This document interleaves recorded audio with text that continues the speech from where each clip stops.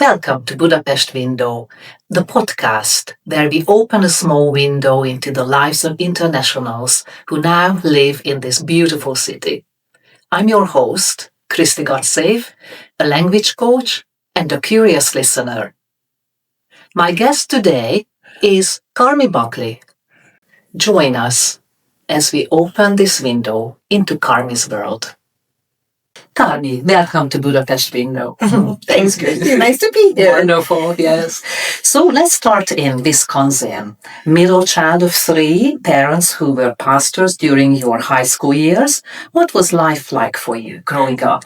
Yes, so I am definitely come from a very Christian home. Parents were, ironically, like my grandparents were in ministry, my parents were in ministry. So I kind of always was in that world and lived in initially in the Bible Belt of America in Missouri, the center of the country. And so, it was great. We were in schools and had lots of fun with our youth group and the activities from our church. And then we moved in the middle of my junior year of high school to Wisconsin. It was a much different culture and city. But every summer we had camp that we would go to. And one of the probably my most unusual things about my life is that my parents and my aunts and my uncles all owned homes or cabins on a lake. And every summer I grew up with all my cousins in Wisconsin. So it's very familial, and like my whole thing is very much about family. Always wonderful, beautiful. Mm-hmm. And you still go back to that lake? Every summer. And my cousins, now that we're all in our 50s, we still get together and we get our air mattresses and we go lay out on the lake in our swimsuits and sit and chat and catch up on what's happened in our lives over the years whenever we get back together. That's very fun. Yeah, it's very fun. Yeah. You studied to become a teacher. What drew you to teaching? Oh, man, I think I've always wanted to be a teacher. When I was a kid, I used to play teacher with my brother, make him be my student, or the neighbor kids. And I was always a little bossy. So that was kind of the teacher in me, I think. But I just always loved teaching. And personally, when I was probably about 15 is when I felt like I'm going to do missions one day. Mm-hmm. So I thought teaching was a way to even possibly do that. Maybe I could teach overseas somewhere or live overseas somewhere, and that teaching was a great outlet to do something like that. Yes, obviously you love kids. I do love kids. Yeah, that did help. Yeah, that's right. That's right. So let's go to 1992. This is when you met Dave. I did meet Dave. So I went to college and then actually never went home from college. Like my parents were living in Wisconsin, went to college in Minneapolis, and I had a really great job. And so never gave it up. Even in the summer, just found apartments to live in or with different people. So graduated, had a place that I was going to go live, was looking for a job in the Minneapolis area, and it kind of all fell apart. And so I moved back home and got a job. I was a teacher at a private non-Christian school, not sectarian school in the city of Kenosha, about 35 minutes from where my parents lived. I was living at home with my parents at the time.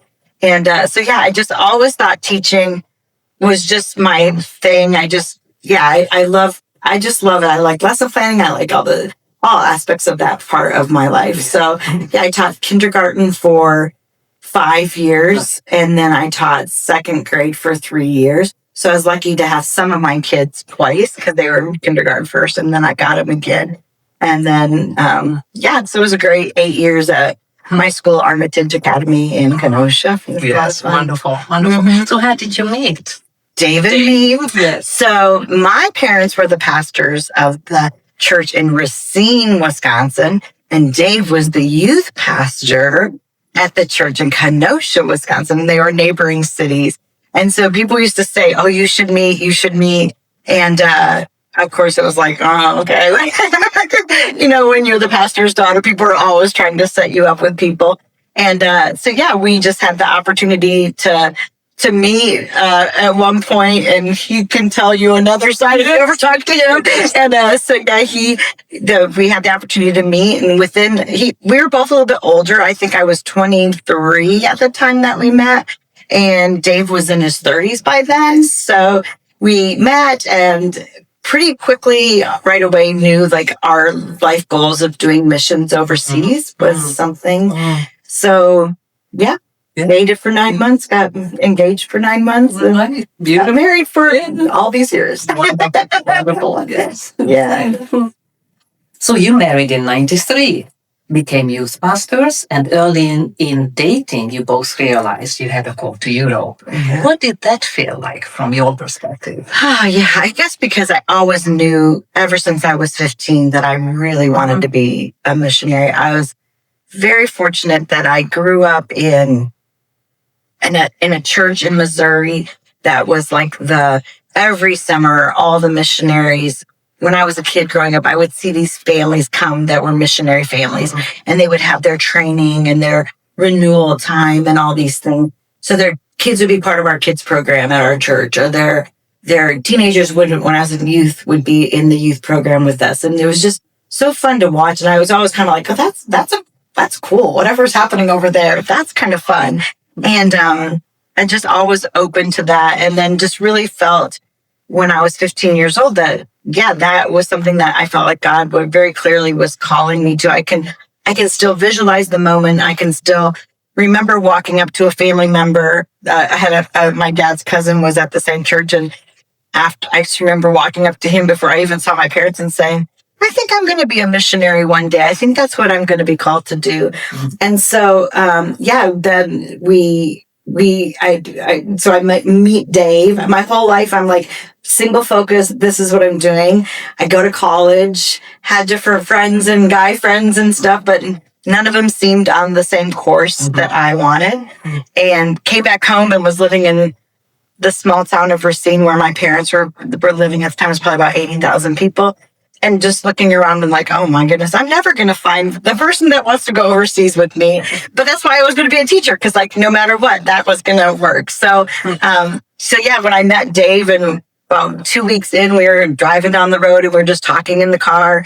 And I said something like, I know I feel called to missions, and specifically in Europe. And he said, well, I feel called to missions as well. And I just remember thinking, oh my, this could be the person. This could be my person. And so actually we were with another couple, and they were in a different car, and we got to the mall, because that's what we were doing. I don't know why. But anyway, got to the mall, and I remember grabbing my friend Sue and saying, I think this might be the guy I'm going to marry one day. So, it was very early on that we realized that we kind of both knew where we wanted to go. This seemed to line up. We still dated 9 months, but just to kind of see how that all would come about. So, yeah. It's beautiful.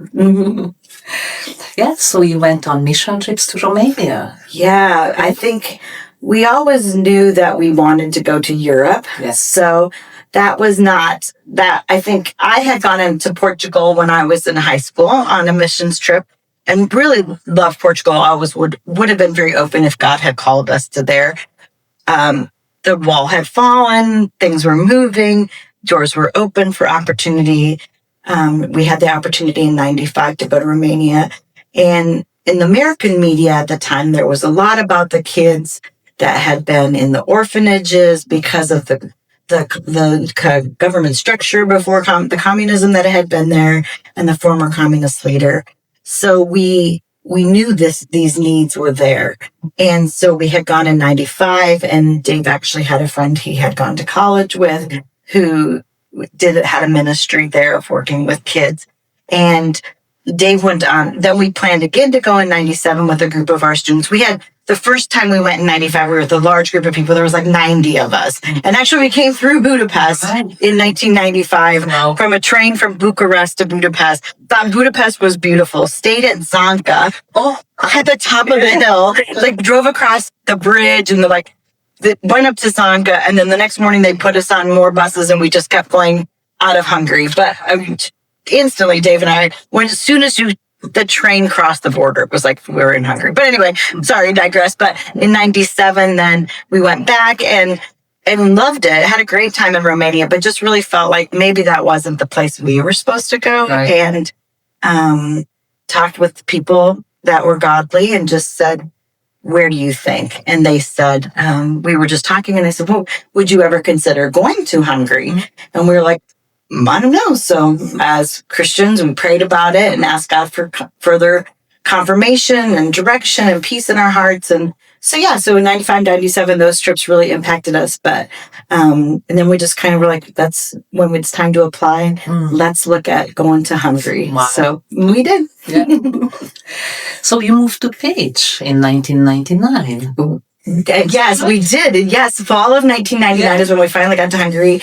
And at the time, our mission had different people already living in Budapest. And so they had said, listen, you can't live in Budapest with all the others. You're going to need to go to another city. And we were fine with that. We actually thought we were going to end up we felt called to college ministry. Right. So we thought we need to be in a college town or university town. So we thought we were going to go to Debrecen. Right. And still to this day, after all these years, we've never even been to Debrecen. Oh, which is crazy. But then they said, hey, you can go to Pécs. Would you be willing to go to Pécs? And we're like, yeah, we'll go wherever you tell us you want us to go, because we just really want to come.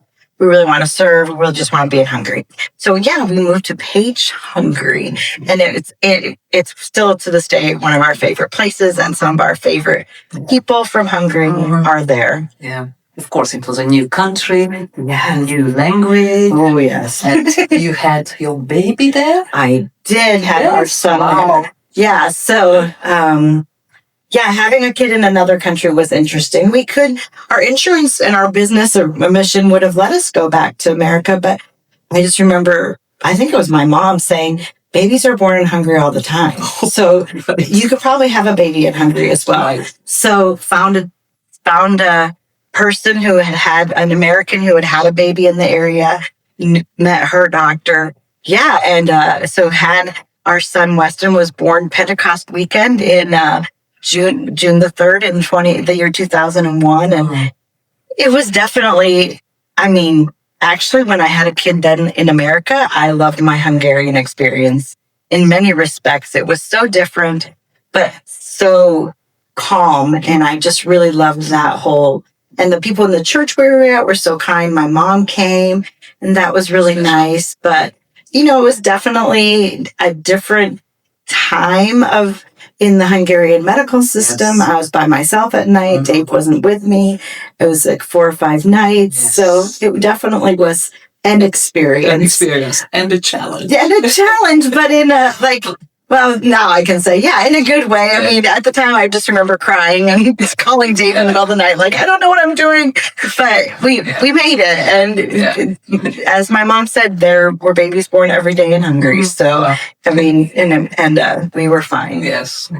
And you learned Hungarian, and your tutor was from the Hungarian Pentecostal Church? No, actually, she was not from the Pentecostal Church. So when we moved, we were looking for a tutor and asking people if they knew, and somebody saw a piece of paper, and Dorothea Pop was her name, and she was a mom of a young child, and she lived in the 10th floor of an apartment building. And so initially every day for 2 hours a day, we went to her apartment and we did the Hungarian lingo, whatever the program was, system that came out of Debrecen.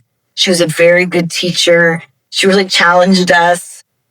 We cried because it was hard, but it was good. I mean, at the time too, this is 1999, and the internet's not as prominent. Yes, there's no Facebook. Mm-hmm. There was no TV, nothing in English that we could really watch. Right. Maybe CNN International, and so really, it was a very intense kind of focus, because people in Hungary, in Pécs, were maybe more German speakers than English speakers because of the culture. And so we went to Hungarian language church, and every day, finally we got to the point where we said, we got to go to 4 days a week. And so we went to 2.5 hours, 4 days a week. So it was a very intensive thing for us to learn and to get this language partially down. It's a very difficult. Yes. Yes. So, but you returned to the US for your daughter's birth. Yes. So the way our mission works is like you're here and then you go back. So it happened to be that we were back in the States, and that's when Jelaine was born. So she was born in the States. And that's what I'm saying, like the comparison between the two experiences was very different. But in some respect, we really loved our experience, like I said, here in Hungary more so. Not that more so. I mean, we loved the family that was around us in America. Yeah, we didn't have that. We had the church family, and they were amazing. Yeah. And my mom. But it was still just a different experience to have a child. Yes. And then this is like in the year 2001, so things were a lot different. Medical. I'm sure. Before we continue, here's a quick word about our sponsor. Budapest Window is sponsored by LCCI Hungary, the accredited business English language exam that puts true communication at the center. What makes LCCI truly different is the atmosphere. Examiners are really kind and friendly and genuinely committed to helping candidates feel at ease so they can show their best. So if you would like to explore an experience that is both human and professional, visit lcci.hu. So what's happening with the kids now? So our son and his wife and our daughter all live up in Minneapolis, and our son is on staff at a church, and he is the missions pastor and the connections pastor. So he's, meets who's coming into the church for the first time and works with the greeters and the ushers and lots of different things. And then on top of that, his growing up overseas most of his life, he really loves missions. So he helps to take people on missions trips, make awareness of missions, connect with different missionaries, and help decide with a committee of people who are they going to support on a monthly basis or not. So, and then his wife is a teacher, and they've been married 3 years.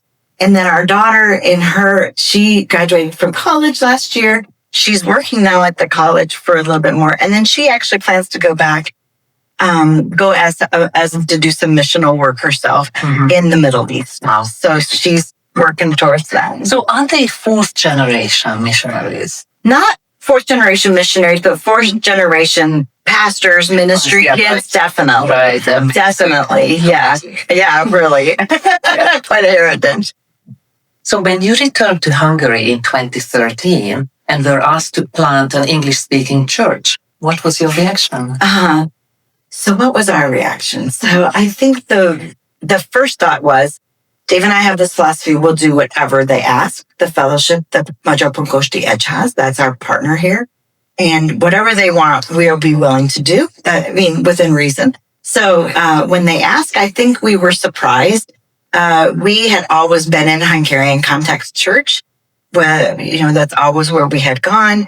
We knew that there were other international churches in the city, but just felt like, okay, if this is what they feel like is a need for them, then we should pray about it and ask God what we feel. And so we talked with our kids about it. I think our children were a little nervous because that's quite different from what they had grown up in, kind of thing.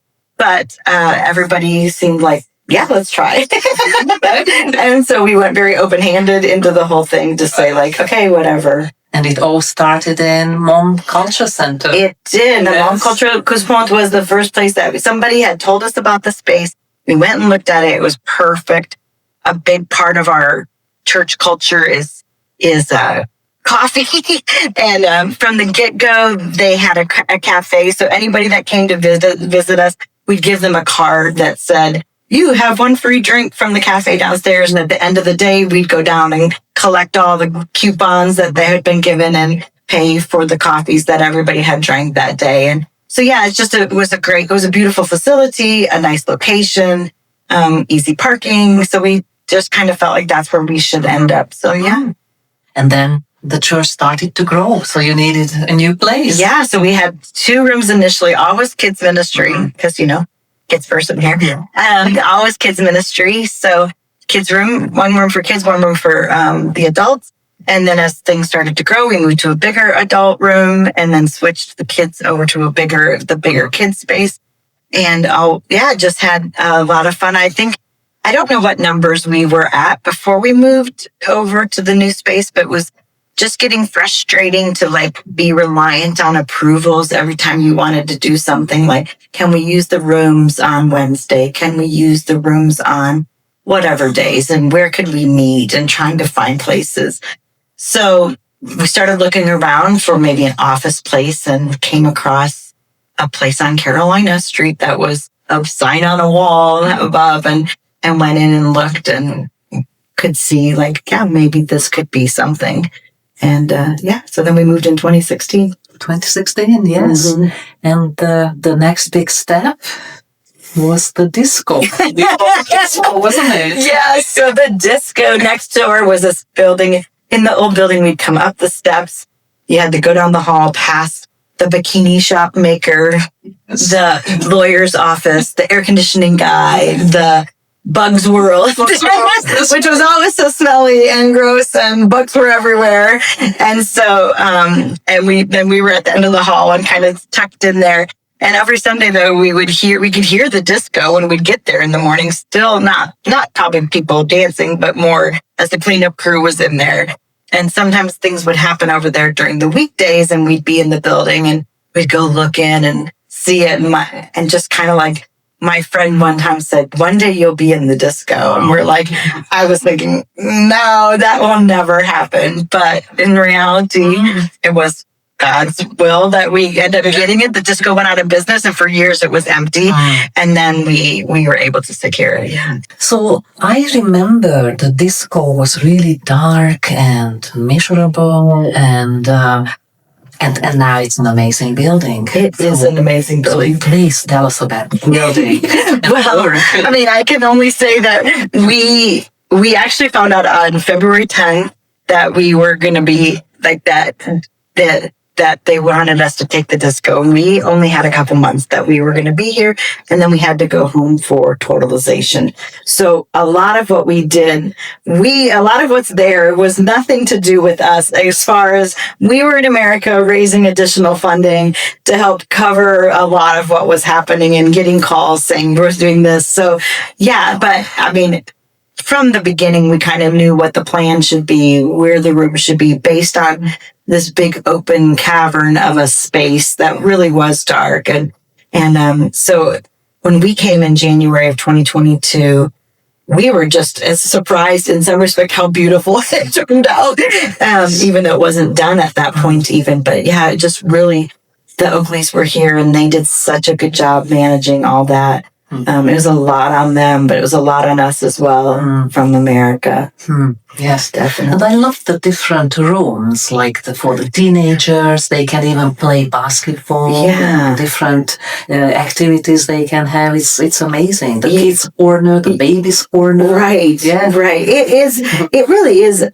Like, when it was a disco, those were all different levels where different people had couches, and you can look in the pictures on the website of the way the building was set up. And so when you looked at it, it was all just one big, like I said, cavernous space. So then it was like, okay, well, obviously these should be kids' spaces. Now, in hindsight, are there things I wish I would have done differently? Just a couple tweaks I wish I would have made, but it's still, for the most part, I think.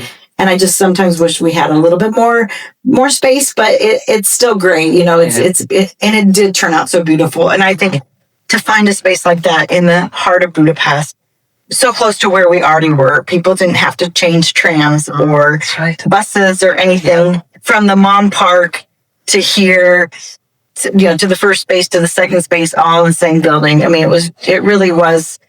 Yeah, we really haven't moved very far from where we started. Yeah, that's right. Location-wise. Location-wise, that's another one. Lots of changes since then. Wow, And just the number of cultures, I think. Amazing. Yeah, definitely. The numbers of culture, one Sunday morning before service, I think we counted 17. I don't know if you guys were there or not.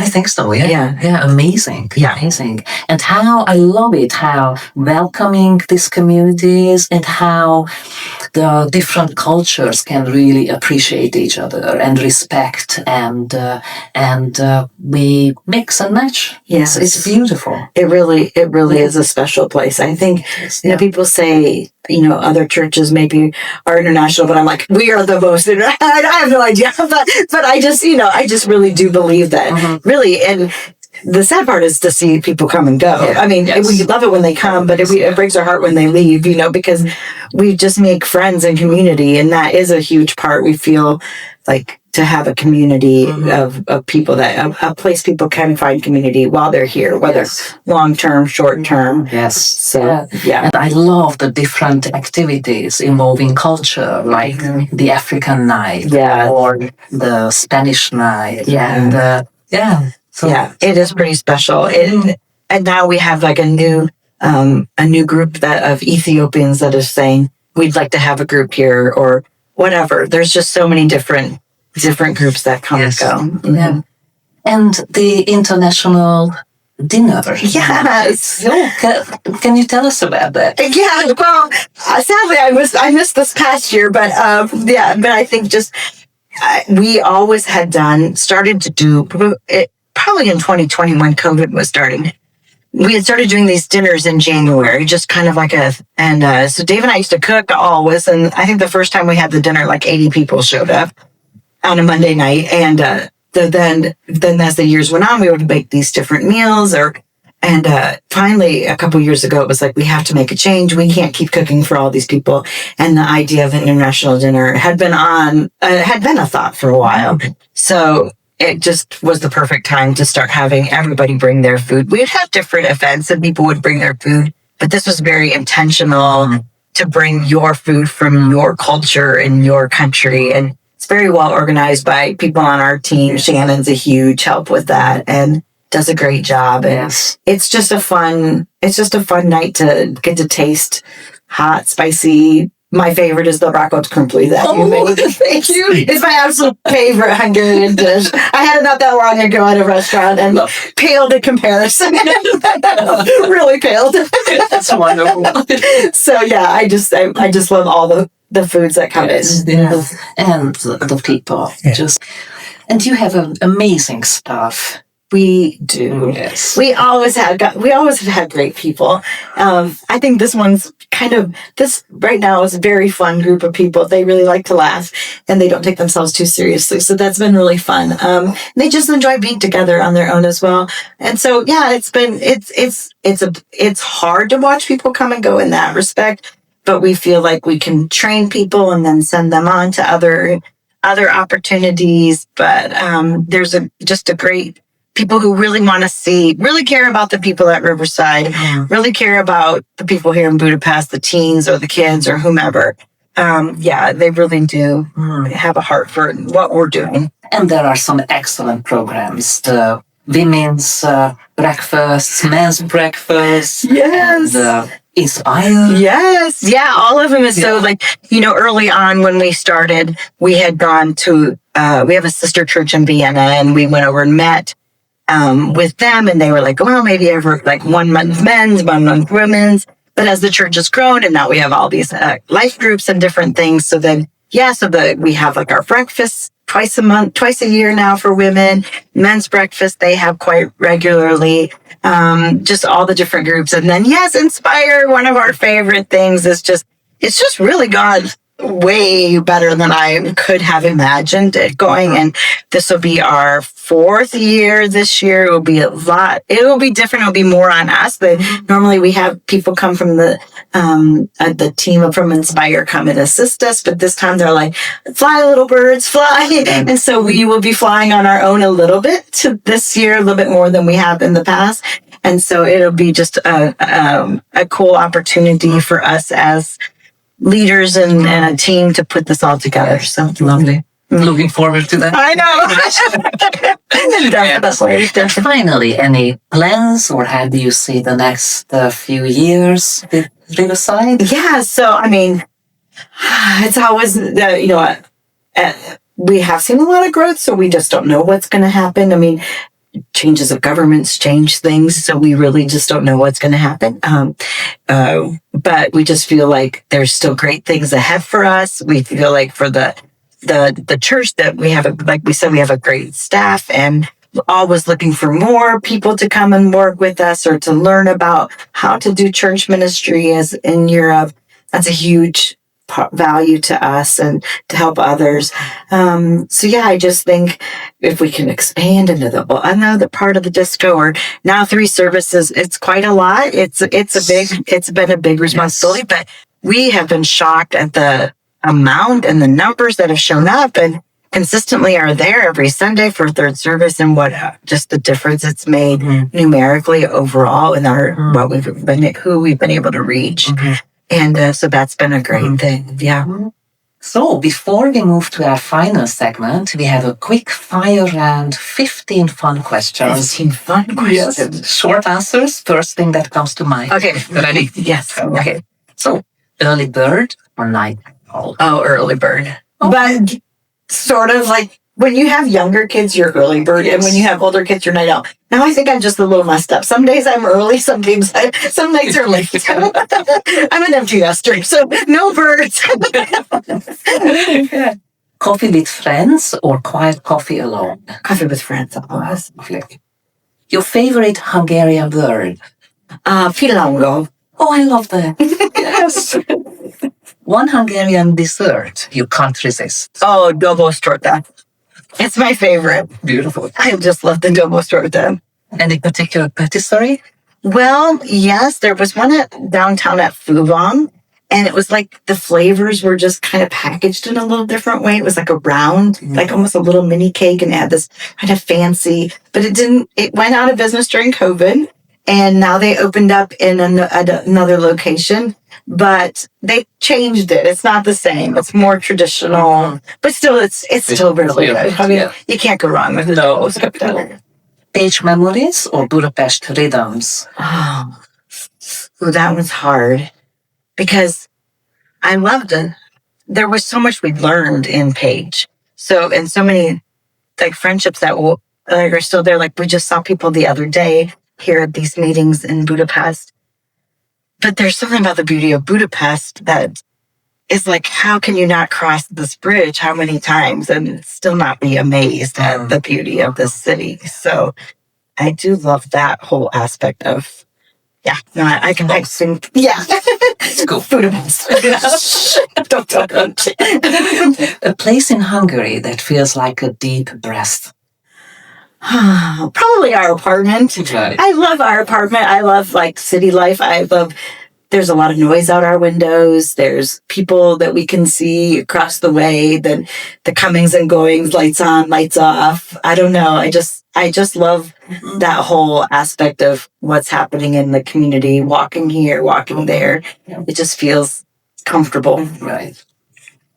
A smell that reminds you of Hungary. Oh, the flowers in the spring. And even just the other day, the lady on the ground floor, she has this beautiful garden. And just walking by and just, even this morning, I was out after taking the dog for a walk, coming back in and just being like, she has so many scents that come just from her garden. And I love it all. Would you rather teach a class or host a dinner? Oh, host a dinner at this stage. As much as I love being in the classroom and I'd much rather host adults than be in the classroom with kids at this stage. Right. So, Would you rather learn another language or learn a new instrument? Oh, I don't think that's enough. I'm old. No, I'm teasing. I don't want to learn any more languages. So I guess I'll have to force myself to learn an instrument. Do you play an instrument? I did have to play the piano as a child growing up. But I can play my one recital song from 4th grade, and that's about it. Okay, your favorite season in Budapest? Spring. Definitely spring. Summer's a little too hot. Spring's good. One Hungarian habit you've adopted? Taking our shoes off at the door. Probably one of the biggest. I would say. Right. Your favorite Hungarian language moment? Oh man, so I think as I was thinking about this conversation, I just was thinking about how every part of your life you're always learning. And when Dave and we had gone to Pécs, we were looking for a place to live, and the realtor said, I don't even know how we navigated. I think it was a combo of broken English and a dictionary. And she said, most. And we were like, most. And so we pull out our English to Hungarian dictionary because there was no apps. There was no Google Translate. Like it was a lot different then. Open up the dictionary and emotion and it said now. So we're like, oh, we're going now to go see the house. So I still think about that moment at times that it was like that at that moment, she's like, no, we're going to go see this place to live right now. So I don't know. I just think it's kind of a fun little memory. A book that has stayed with you. A book that has stayed with me. Probably, I think one of my favorites is is Elizabeth Elliot's stuff. She was a missionary and her husband was tragically killed by the natives and the people they were serving. And so like through Gates of Splendor and some of those, now the other one, all of a sudden is slipping my mind, but another one of her books that's about the Passion and Purity. And that was a very good book. So a small ritual that brings you peace. A small ritual that brings me peace would probably be that in the mornings, I'm typically out of bed a smidge late behind Dave, but he'll make coffee and then just walk in, get our toast, our Hungarian bread, toast it up, put some butter on it, have our coffee and just sit in the silence of our living room, looking out the window, talking about the day or the week or whatever. I really love those moments in the morning. And number 15, if your life had a color palette, what colors would dominate? Oh my. Well, now blue's my favorite color, but I don't feel like Hungary is blue. So I don't really know. I think it would I don't know. Oh man, that's a hard one. Probably maybe oranges and stuff like that. I don't know, because I think there's just this brightness Also of life. colors? Yeah, probably. I mean, I like to wear those colors, but, but yeah. Right. Okay. So, Karmi, each guest leaves a tip, a thought, or a message for the next guest, someone they haven't even met.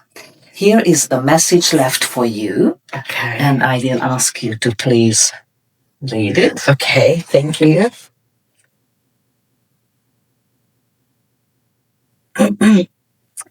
If you ever feel stuck, cross a bridge, any bridge. Budapest resets your mood in exactly 12 steps. I counted. Oh, that's so great. It's cute. It is very nice, especially because of all the bridges. And we actually set a goal one time to walk across. We've walked across a lot of them. Maybe not the Rakotsi. No. But which one is your favorite bridge? Oh, okay. Probably to walk across the Freedom Bridge, so Chaki. Right. Because it's just so beautiful. And then to drive across, I actually loved the Petofi Bridge. Right, yes. Because you can see the whole way down. And when we were kids, when our kids were little, they used to love that bridge. I think because you could see the whole way down. So it's on the road to home. It's a great bridge. So, yep. Yeah. So now, I will ask something profound. to please write a message Okay. to our next guest. Beautiful page line. Yes. You guys here. All right.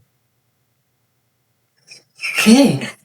Put it in the envelope. And, well, let's just put it in our Okay. treasure box. Okay. Treasure box it in.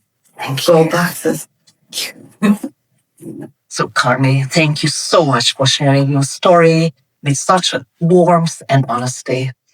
What stands out is how you create home wherever you go. Whether it's in Wisconsin, Pécs, or Budapest, you bring warmth, hospitality, and the teacher's heart into every space. And that has shaped so many lives here. You carry so much of the heart of this community, and it's been a joy to open this window with you. So thank you so much. Thank you for the invite. This was delightful. And you're one of my favorite people. Thank you.